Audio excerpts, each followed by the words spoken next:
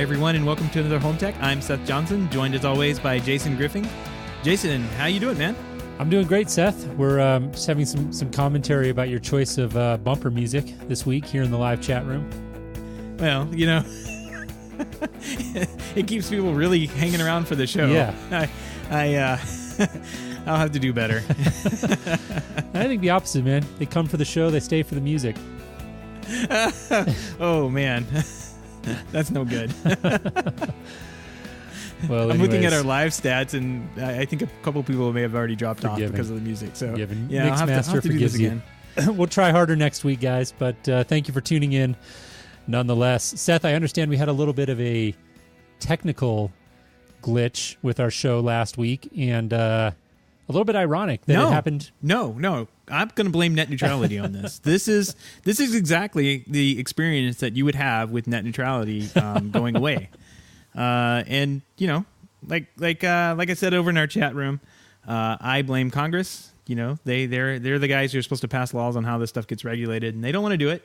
So they're left with these government agencies switching back and forth their policies every other term for a president. As the political winds change, and that's no good for business and for us out here in the world. I will try and go back and figure out what happened and re-edit the show and see what happened. Yeah, if you were listening last week to 170 and you got an abrupt ending, we're not quite sure what happened there, but we're pretty sure it has something to do with Comcast. Yeah, if they hear you talking about them, they cut you off. That's how they roll. That's right.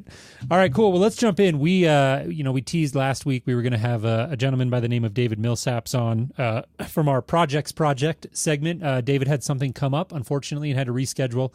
So no problem there. We are going to hope to get him on the show with us next week. But for our episode here, Seth, just going to be you and me for one more week, and we've got a number of news stories as always teed up that we want to talk about. But before we jump into that, we want to send a big thank you to all of the supporters of our show, especially, Seth, we had two gentlemen come on our Patreon program at the $5 level this week. So we really appreciate that. Roger Haas and Joe B., if you are listening, thank you so much for your support. It really means a lot to us. And if you're tuned in right now and you're not quite sure what we're talking about, or if you're interested in learning more about how you can support the show, head on over to HomeTech.fm/support. Once again, that's HomeTech.fm/support. And that's where you can learn about becoming a patron of the show, which you can do for as little as $1 a month.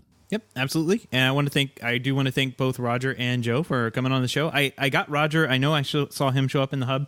I have not sent out the invite to Joe, but I will do that as soon as possible to get him invited and over into the hub to start joining in our daily discussions there. Those hub conversations are getting pretty good. We're gonna have to do something about that. They're great. Yeah, they're great. Yep. Yeah. And you get that invite. We should mention even at that $1 a month level. So, if you're interested in participating in that, it's really a steadily growing community full of very passionate smart home enthusiasts and professionals alike, and we really enjoy the dialogue over there. So once again, a big thank you to everybody who's been a part of that.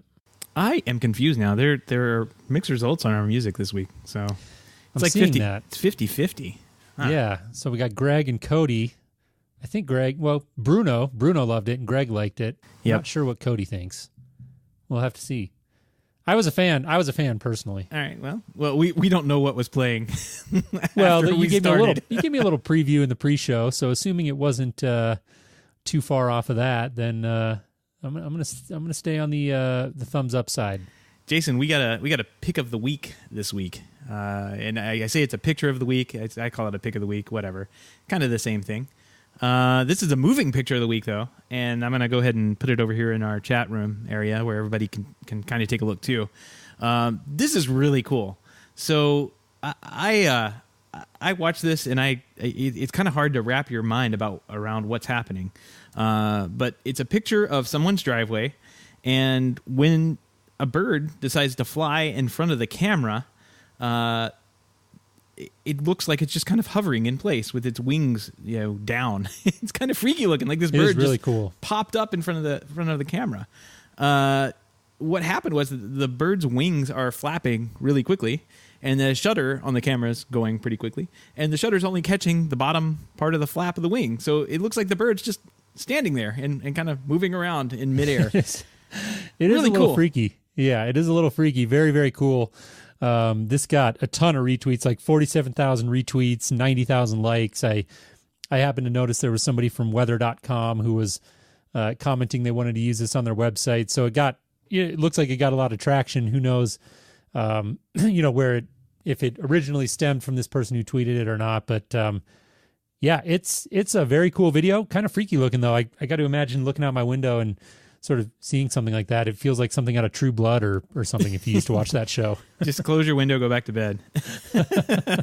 Just sort of hovering there. So definitely go check that out. Seth, like you said, we have it in the live chat room right now. And if you're not listening live and you're listening in the future here, head on over to HomeTech.fm/171. That's HomeTech.fm/171, and you can take a look at that. Yep. And if you have any picks of the week or you want to shoot something over for us to consider for the picks of the week, just tweet us at HomeTech Podcast, and we'll get them there and put them in the pile and sift through them each week and figure out what we want to put up. Yep, exactly. All right, well, let's jump in here. First story that we wanted to talk about is a pretty big story coming out of Bluetooth. The Bluetooth Special Interest Group announced a support for a new mesh networking specification. This is available starting immediately for use in accessories using Bluetooth LE 4.0 or higher, and this mesh capability enables many-to-many device communications, optimized. Primarily, they advertise it as for large-scale device networks, but quite honestly, this is a very big story for Bluetooth because that's always been the knock against Bluetooth. It's a very ubiquitous technology. It's prevalent in pretty much every smartphone out there, and so there's a lot of people that have been sort of pulling for it or anticipating that it's going to become a more prevalent technology around the smart home. But the knock against it has always been the range. And the issues with short range, and so the fact that it can now officially support mesh networking technology is a pretty big deal, and we'll see what comes of it. Yep, Bluetooth, the future of tomorrow, the technology of tomorrow. Like, it's always going to get better tomorrow, we promise.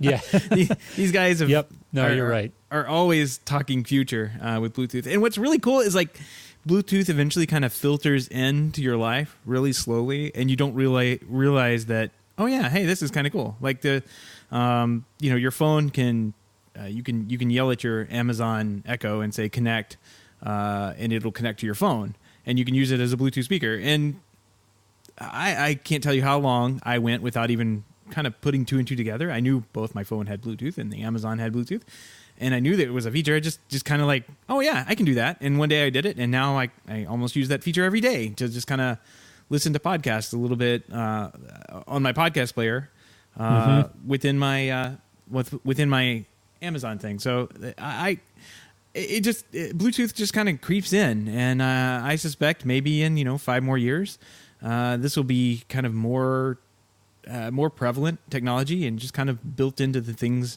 that we use every day. Yeah, no, I think you make a great point. It's one of those technologies that you don't necessarily realize is there, but it is very ubiquitous, like I said earlier, and I think it has a lot of things going for it. One of the big things obviously is the battery consumption. So Bluetooth LE, I mentioned, that's low energy. Bluetooth has always been a relatively low power consumption technology, but that's even been advancing more. And so when you compare it to a technology like Wi-Fi, for instance, the battery life is a lot better. But once again, it's been a concern about range. And so that's why you get, devices like, I'm thinking of the August Smart Lock as one example. The lock itself is Bluetooth, but it's communicating to like a little bridge that's nearby. If I'm thinking of that technology correctly, I know there's a number of them that are like that. And so that bridge has to be plugged into power because that's what's going to jump on your Wi-Fi and transmit that signal up into the cloud. But they put Bluetooth on the lock itself to preserve that battery life. So, like I said, an interesting advancement. It'll be cool to see what comes of this. I was digging around a little bit when I read this story because I feel like we were hearing about Bluetooth mesh a while ago. And I don't know if these new stories that just came out this week are simply the fact that it is now officially available. And when we were hearing about it before, it was being teased. Like you said, Seth, Bluetooth is kind of known for being sort of future looking in their press releases and things like that. So I'm not totally sure, and I can't quite recall. I'm sure at some point we've talked about this before, but in any event, it is available now. Oh yeah, and is available, like I said, on Bluetooth LE 4.0 or higher. Very cool. Well, I hope to see that filter into products that we use, and we'll start seeing it integrated in a little bit more, and it especially would be handy in like home sensors and that kind of thing, where battery life matters. And range matters for that. You could have, like, I've got a little motion sensor that picks up for my lights in my laundry room. You just walk in with your hands full or whatever. It's kind of the first door you come to when you come into the house. If you open the door, the lights come on. If you walk in from the other way, the lights come on. But I think that thing has been up there since I started, about 2 years. I wonder when the battery's going to die on it. I know it should die, but I don't know when. So I'll have to get up there and replace the battery on it. But it's just it's actually a Zigbee device. Yep. And I know that Bluetooth has much better battery life than Zigbee, at least the Zigbee that I'm using. So will be interesting to see when these devices start coming out, what we can do with them. So, Jason, we've got some pretty big announcements from URC coming out of CE Pro this week. Looks like they have completely revamped their product line and a little bit of the company, but I think we're just going to kind of focus on the product. They've released Total Control 2.0. They have had kind of their line broken up into a bunch of different product lines. I think they have Total Control, Complete Control, which is their like higher end line. I have no idea. Maybe the Total Control is the higher end line. I know there's Complete Control, and then I think you can just buy the remote standalone. But this is their Total Control platform. They have completely upgraded it. They are saying it's faster programming for integrators, faster operation for the end user. They've gone through and completely recoded the software to be more efficient and memory efficient. So the interface looks faster, feels faster for the end user. It works on existing systems, so that's pretty good. You can just have it upgraded without having to worry too much about it. I think there's some programming that may need to be kind of tweaked and updated. You don't have to start from scratch if you go from a 1.0 to 2.0 upgrade, which is always nice. And then there is some new interface.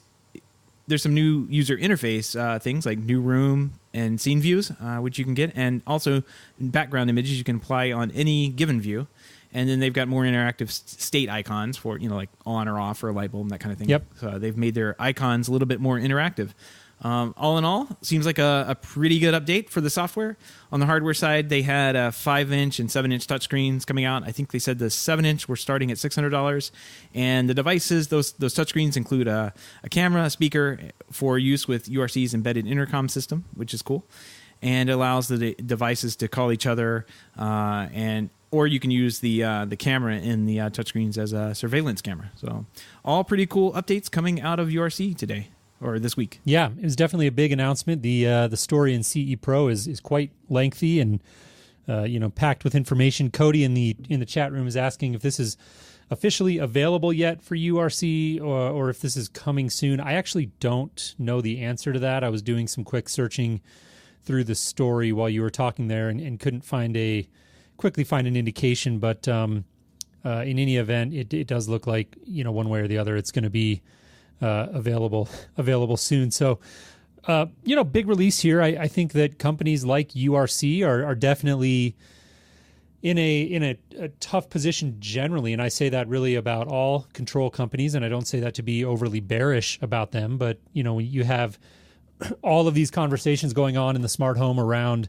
technologies like Amazon Alexa and HomeKit, and what's going on there is really largely focused on the control layer. We have conversations, Seth, here on the show very often about what the implications of all of this are for the for today's integrator, and I'm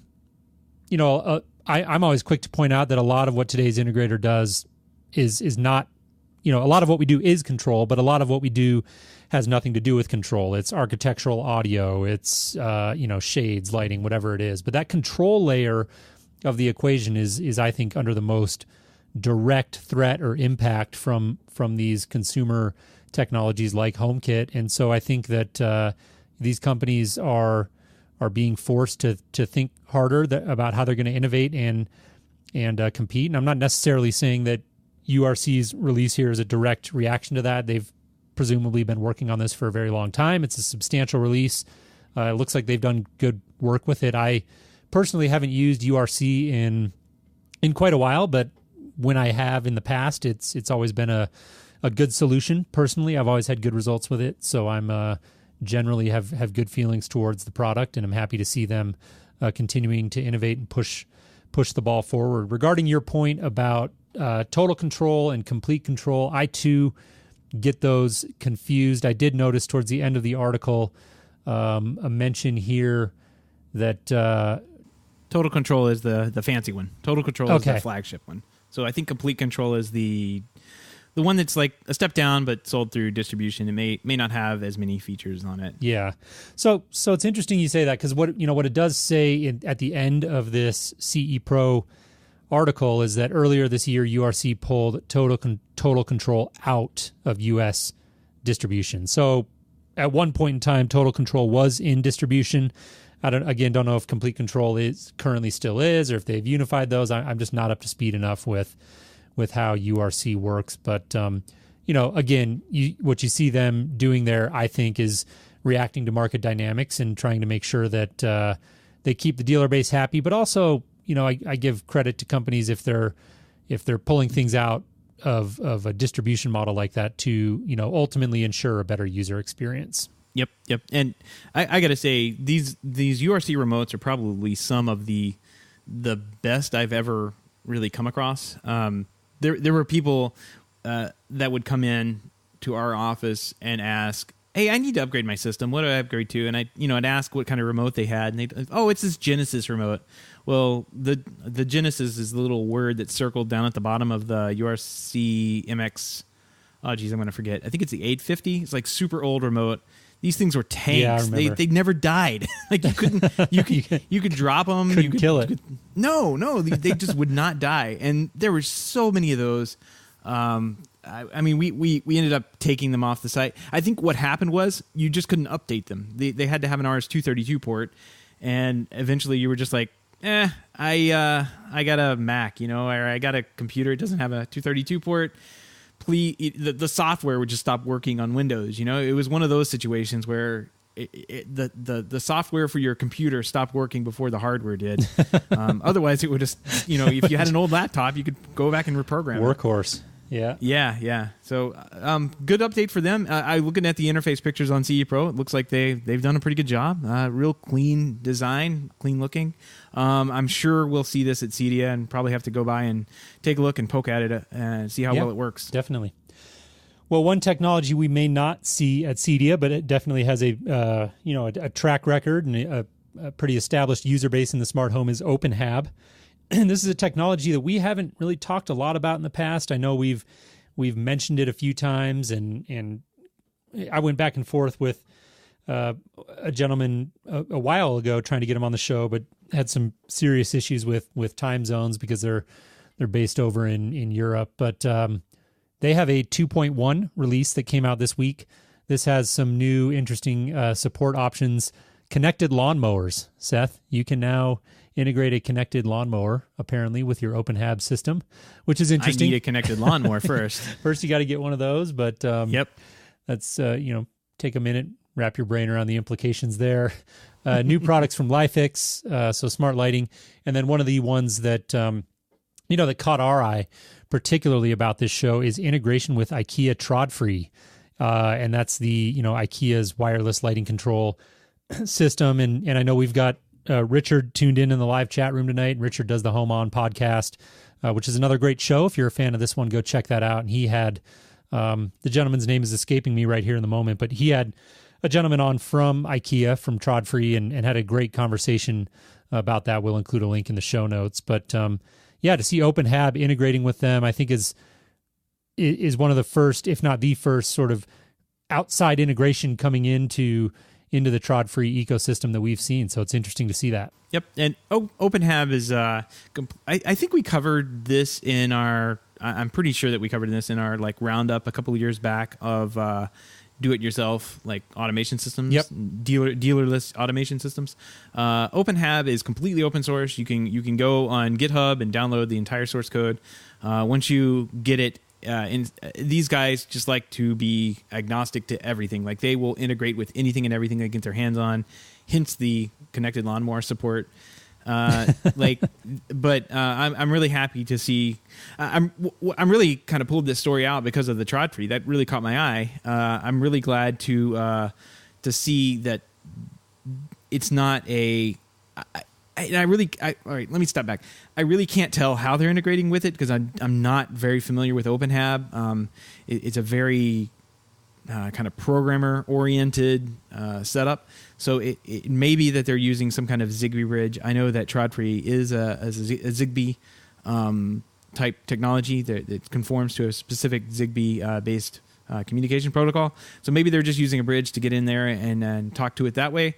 And since they're such low level already with this OpenHab software, they can go in and just kind of put in, like I was looking at the how to do this, and it was basically, typing in like not hex code, but kind of like machine code to kind of like talk to these devices. This is a very geeky system, and I think I said that at the time that this is not something I would recommend people getting into unless they're programmers and CTOs at work and they want to really tweak with something, play with something at night. This is something for that kind of person, not for the everyday person who's juggling between HomeKit and OpenHab. It's not the same, but a very powerful system, and I'm really glad to see that they have extended the integration with Trod-free. Also, they have a marketplace integration that allows third-party add-ons and both drivers and that kind of thing to be brought into the system as well. That's always a big, to me, when I see that, I see a system that's getting a little more mature. When you see a marketplace open up around it, hopefully we'll see some big things out of OpenHab here in the future. But I think that the programming interface and setup and everything has to get a lot easier before it becomes, something that is adopted by the masses. Yeah, very much a enthusiast tinkerers type of platform. And Seth, I've said it before, I'll say it again. You lose me right at the command prompt. I'm gone. Right. And I think this is one of those. I think that you just But no, it looks like a pretty robust system, and I'd be interested to learn more about it. Richard, like I said, is in the chat room, and it's Bjorn Block is the gentleman's name. That's a great interview. We got to put that in the show notes. He had on his show, and so we'll include a link to that for sure.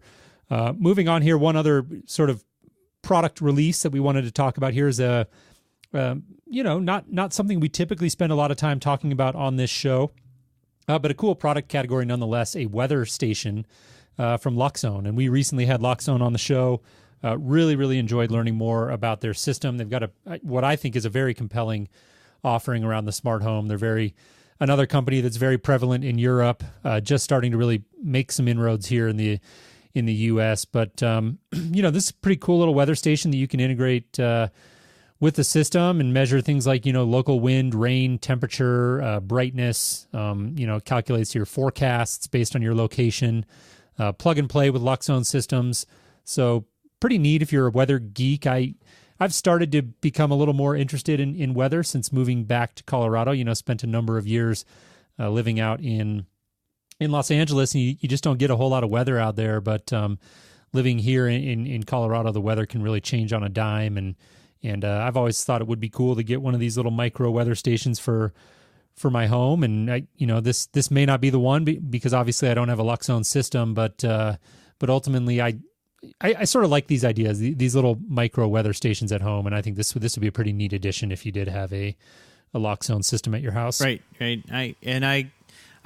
I agree. This is pretty cool. I like the look of this too. It's very small, discreet. Like I've seen some of these things. I'm trying to remember the company name. I think it's like Weatherhawk. Like I see them at CEDIA every year, and I kind of walk by the booth going, man, I'd have to be like a huge weather nerd to actually to use this. Like it's this massive like cylinder thing that goes on the outside of your house somewhere. And I've actually noticed them like driving around town. I noticed them on people's homes and just these big giant weather stations. And I don't know. I think they actually run a few $1,000s compared to $576. But yeah, I'd have to be. I think this looks a lot better. This would pass the spouse acceptance factor. What's that little thing wiggling around out there? Oh, that's the wind speed thing. Isn't that cool? So yeah. Yeah, as long as I don't have to look at it, right? That's exactly it. No, this looks much better. This looks much better, and I mean it does. Very sleek, and they said developed and designed by Luxon. So good job, guys. Yep. And incidentally, I don't know if you saw this, Seth Florian from Luxon is tuned in tonight and just joined in the chat room to say thanks for the mention, and that was good timing, Florian. We're happy to have you join us this evening, and pretty cool looking product. So moving on here, a couple of quick stories we're going to touch on Alexa related. Seth, you'll bleep that out in post, presumably. I'm going to have to, yeah. Logitech announced some improvements to their integration. Their skill now comes with simplified commands. So previously you would have to say, Alexa, turn on the TV, previously you would have to say, Alexa, ask Harmony to turn on the TV, and now you can simply say, Alexa, turn on the TV. And hopefully I said Alexa enough times there to make Richard happy.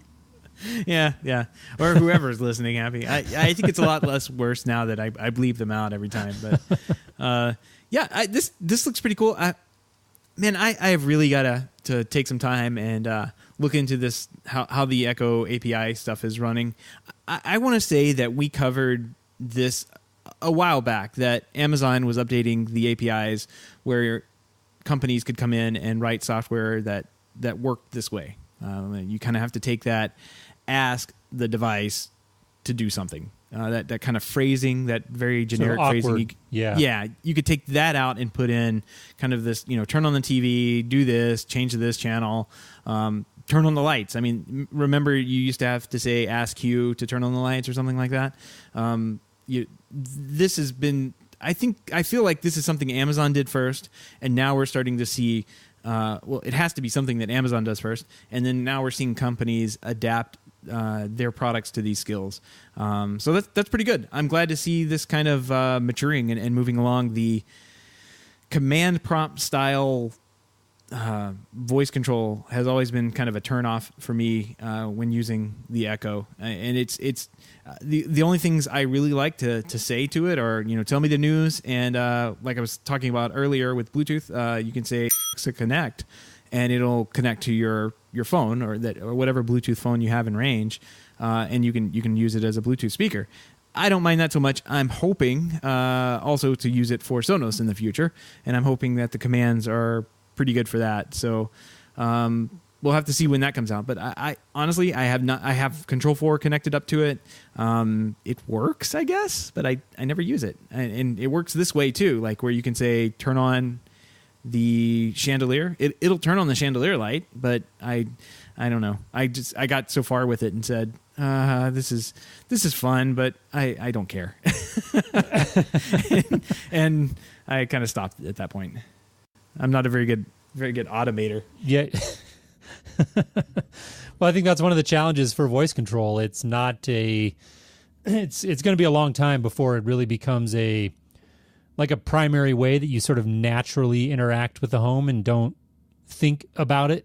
It's like you don't think about walking up and hitting a light switch or a keypad, like you just do it, right? And using your voice to control the home is still something that you have to make almost this conscious decision to do it. And so I think that's one of the challenges, but as little of a thing as it might sound like on the surface, I think this story is very representative of what it's going to take to get the average consumer to use voice control more. And what I mean by that is you got to remove that awkwardness, right? It's got to be natural. It's got to be like you're having a conversation with a person or your home. It's sort of just frictionless, not, hey, A, ask B to do this, right? It's just a direct relationship between you and the point of control. And so I think that, what's interesting, if you want to get a little more philosophical about it, is I think that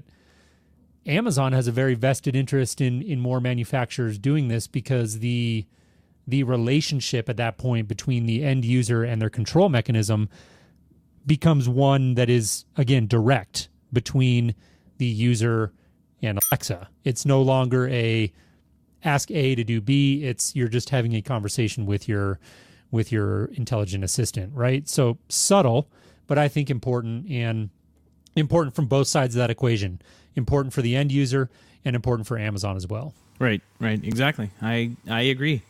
Greg is in the chat room saying HomeKit is much better and less hassle to set up. I would agree. I use the little switch that we've talked about many times for the fan that's on the desk over here, and I use it every day. I say, Siri, turn on the fan. I can say, Siri, turn on the desk fan, the garage fan, whatever fan. Siri will kind of go back and think and turn it on relatively quickly, much quicker than the Amazon Echo to Control 4 integration works. I know that's all kind of like apples to oranges almost. In some respects, it's not.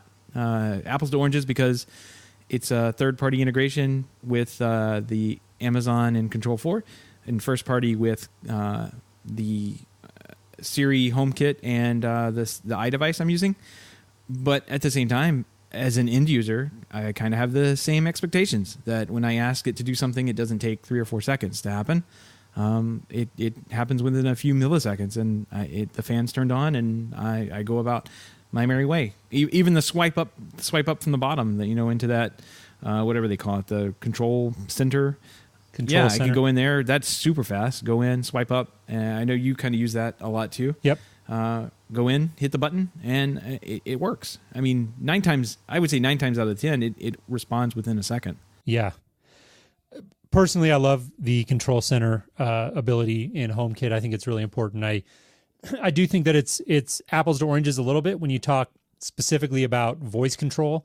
And the reason I say that is until we have the HomePod available, you're not talking about the same user interaction. Like right now, that is still I don't think so. Yeah, I don't know. And I'm using my phone. I'm using my watch. Yeah, I'm just talking to a random device that is my assistant, and I don't care if that is a device that looks like a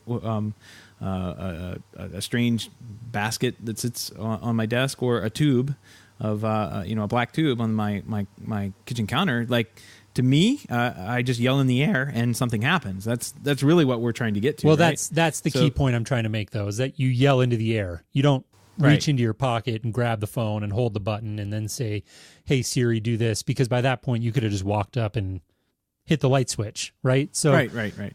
To me, that's still a very big deal and something worth thinking about. Yep. I guess what I'm trying to say is, yelling into the air works a lot better on Siri than it does on Amazon, at least with my experience and my products that I have in my house. Your mileage may definitely vary. Right. One other quick story here we want to touch on regarding Alexa. It looks like Savant has their skill officially released, and man, we have said the A word a lot this week, Seth. I apologize. You have your work cut out for you. In editing, but they've got their new skill out. Setup of the skill is designed, Richard. That's just for you, Richard. Setup is designed to be, intuitive. Of course, this is the story I read was in Residential Systems. Pretty short story, run of the mill stuff here. A bit of catch up, frankly, in my opinion, on Savant's part.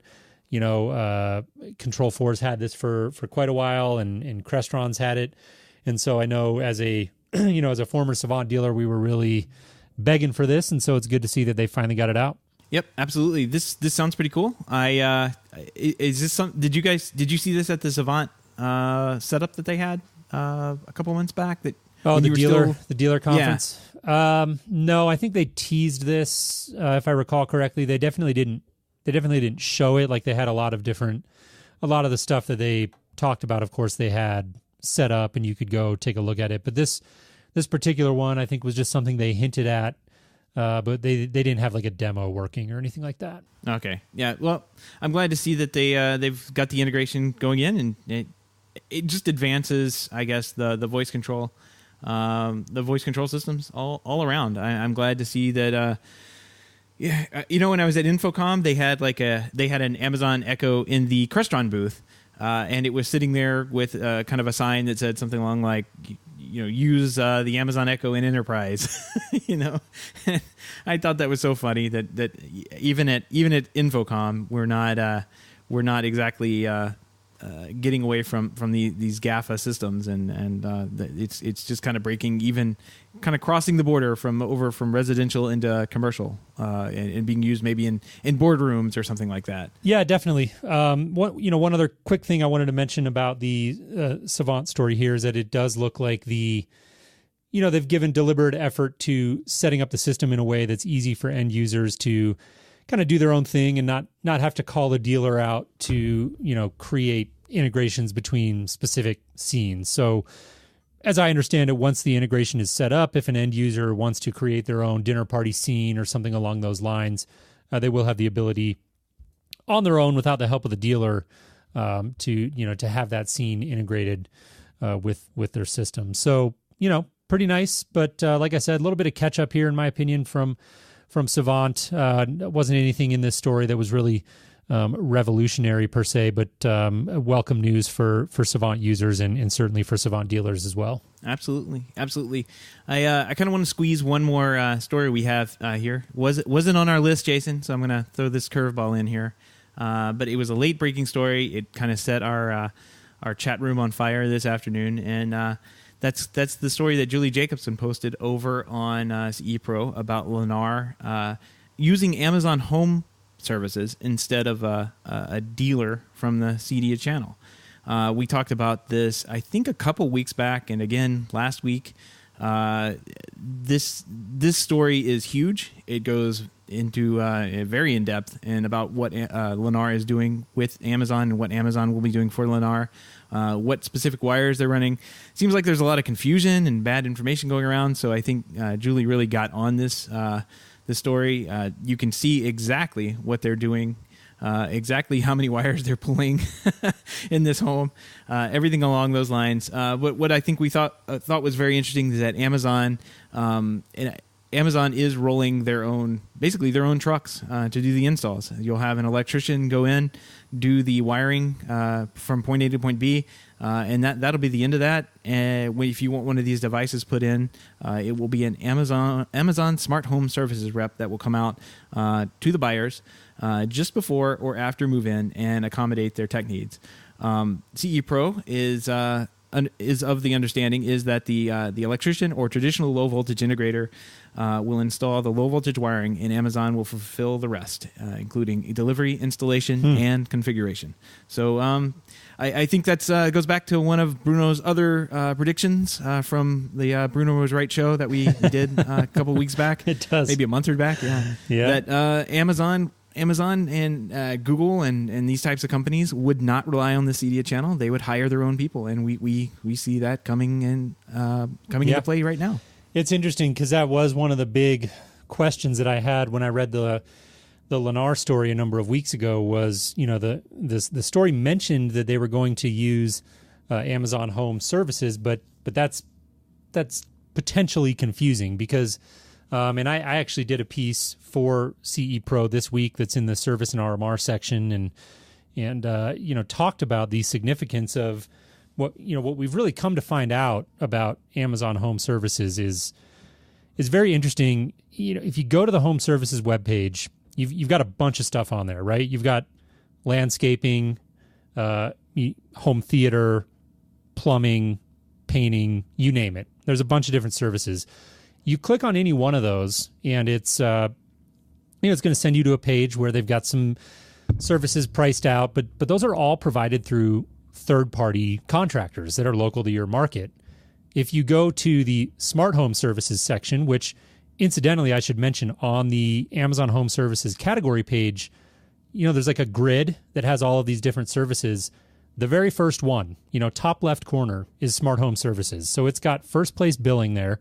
You click on that, and it it goes to a page that tells you specifically that Amazon hires their own employees to do smart home services. So that's a really, really significant difference between that and every other service that's on that page. I found that fascinating, and I wrote a blog piece about it and sort of analyzing that. But to come full circle here, that was one of my original questions when I saw this story from Lennar. It was like, well, the story says they're using Amazon Home Services, but at the time, it seemed like all we really knew that the Amazon was doing was these in-home consultations, and it didn't seem like there was actual installation services being offered. Well, it's become very clear now that Amazon is going to offer those installation services. They're going to do it with in-house employees, not subcontractors.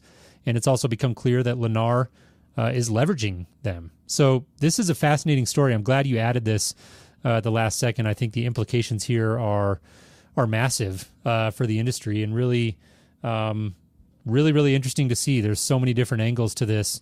I would love to get somebody on from Lennar and have a conversation about their decision and really dissect it a little bit more. But I think, like I said, the significance of this story should not be overlooked. No, not at all. And I mean, this is something that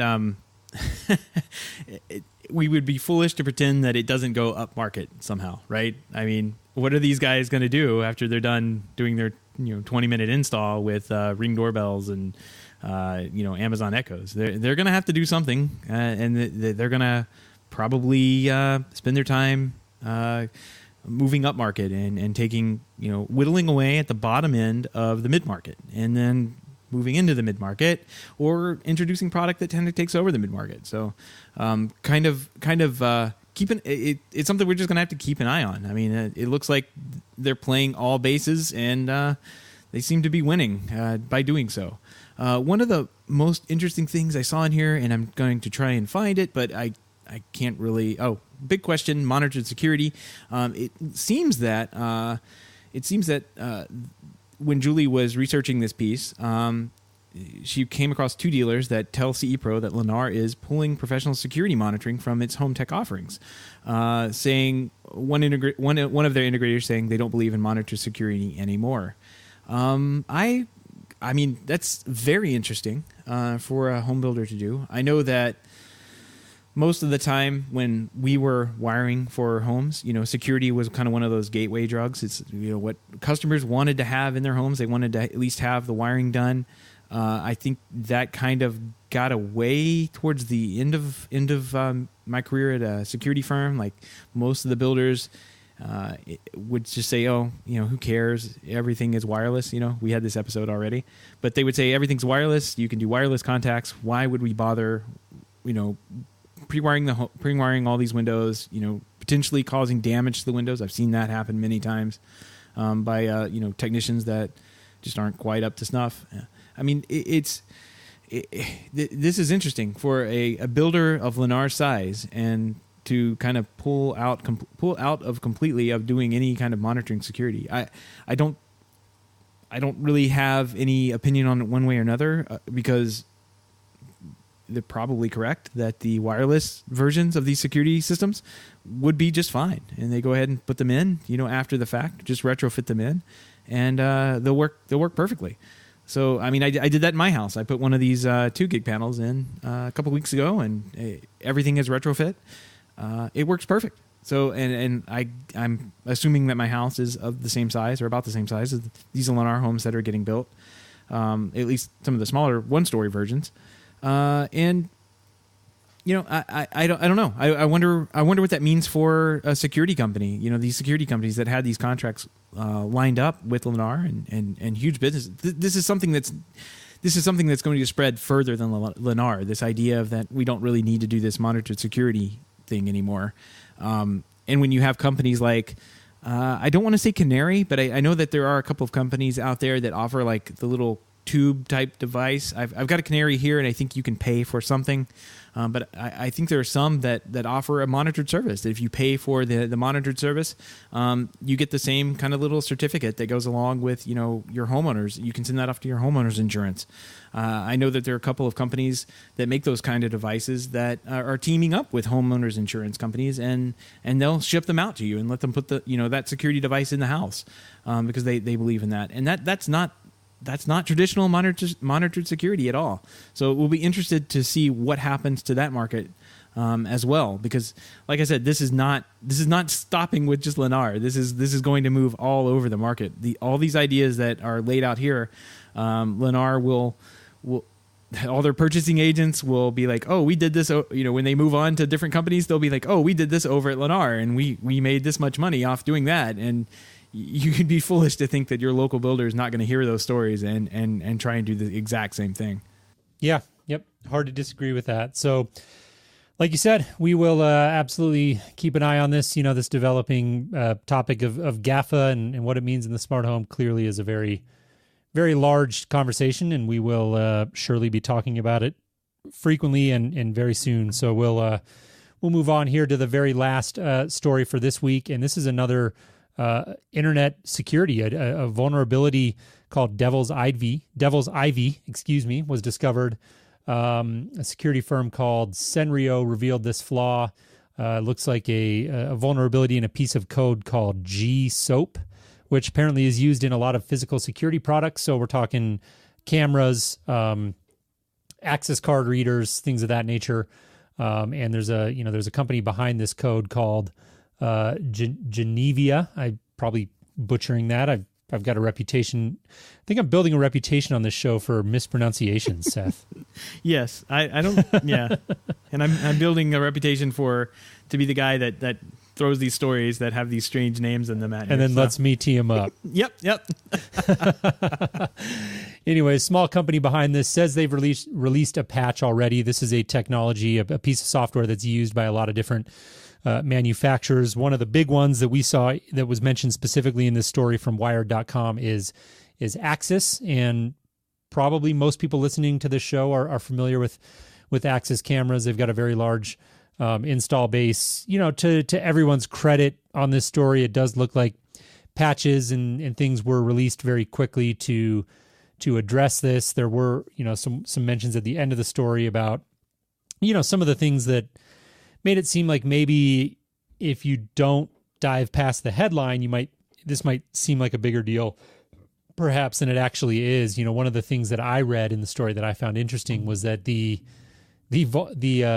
exploitation requires the hacker to send 2 full gigabytes of malicious data to target devices, which strikes me as crazy. I certainly no developer and definitely no hacker, but that seems like a lot of data for an exploit like this. But in any event, one more exploit to be aware of, and continuing to build up that story of the importance of awareness in the smart home of properly securing your devices, changing your passwords, of course, putting everything behind a firewall, don't port forward, a lot of these very seemingly common sense things to probably the listeners of our show that the general consumer at large is not aware of, and they're the ones, unfortunately, who are most likely to be impacted by stories like this.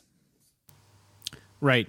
I can probably count on maybe one hand of how many customers that I've had over the 10 or 15 years I was doing this that could name the brand of cameras that I installed for them, and if they knew they were Axis or heck, any one of these other on VIF cameras that are vulnerable here. The thing is that it's a low, I guess, target exploit. Like it's a little bit harder exploit to do because of that 2 gigs. It's a little bit harder to find, but it still opens up a hole, and it could be a foothold into what is otherwise a fairly secure network. And that all depends on the target. If we're talking about an energy plant or something that has these cameras that were installed, it's going to be pretty important that those have been installed correctly and are updated on the latest firmware. And Jason, you probably remember, you had to jump through hoops just to update firmware on some of these older cameras, if it even worked at all. Like, you had to, even getting the firmware from these companies was and still is a headache, where it's very, very difficult. They make it extremely difficult to get firmware to do updates. I'm hoping that has changed since the Mirai botnet stuff that's kind of gone down. But from my experience, working with a lot of these camera manufacturers, firmware updates were extremely hard to do, and sometimes just didn't work at all, and you just had to throw your hands up. Like, I'm just a technician in the field. I didn't make this camera. I can't do any more. I can't even update it to the latest firmware that this company that I bought it from says it is. And of course, they're unresponsive and they won't get back to you. So you just leave it there. And then 3 years later, a G-SOAP vulnerability comes up, and this camera could be taken over in a business, and run amok or somebody's home and get on their home network and find private photos and that kind of thing. So, it's not a huge deal, but I think in this day and age, I think we just need to kind of keep that security just needs to be in the forefront of all our minds when it comes to the devices that we're putting in our homes, and do the best we can. Access seems to be, if I was a dealer and selling Access, I'd probably be reconsidering a lot of that because of their name has been, in the news quite a bit. Same thing with a number of these camera manufacturers that are just kind of generic, and have no, real name that we've heard here and there. Access is actually a very popular one. So yeah. Really, really surprised to see that they're hit so often. But man, I really hope that they have taken this seriously and have gone back and updated all of their products, because this has got to be a huge problem for them and all the other manufacturers that have put product in. They have to go back and patch systems that they released years ago, and that may not be possible to do. Yeah. I mean, to their defense on this particular story, this G-SOAP code sounds like it's pretty widely used by a lot of different products. They happen to get their name mentioned in the article, but I think it's out there and sort of unfortunate for them. But you're right, their name has been in the news, and you're exactly right. I can vividly remember times when I was out in the field, and during my programming days and trying to update firmware on devices, and I don't know specifically that they were cameras or not. They very well could have been, and it just was like so difficult. You had to go find like this buried section of the website and then parse through this massive list of firmware versions that wasn't even sorted in a way that made it dead clear, what the latest one was. And then you had to download it and try to go to this portion of the thing and upload it. And it's like, it just, these companies, I think, were able to get away with that for a really long time because they were the only game in town. But things have changed, and that'll be ultimately, I think, to the consumer's benefit. We're seeing some growing pains right now in the market, and all of this is a sort of the Wild West and a new frontier and all of that. But ultimately, this competition and awareness in the market that we're seeing will be a good thing, and will ultimately be to the benefit of consumers. And for now, you just have to be aware of some very basic best practices, like I said, changing your password, keeping things behind a firewall, never port forwarding, stuff like that. Even if you're not able to perform the all of the firmware updates, at least doing some of those very basic things can help. Yep, I would say don't install a device that doesn't do or doesn't have the ability. At this point, I would say don't install anything that doesn't have the ability to do automatic firmware updates. Thinking about maybe Nest Cams, is not such a great example, but they do firmware updates through their systems. If there was a tragic event that, vulnerability that came out on Nest Cams, they'd be able to push out a firmware update. Ring doorbell, Arlo, all of these devices connect up to the internet first, and sure, you lose some of the local ability to do like local access and local storage for like an NVR.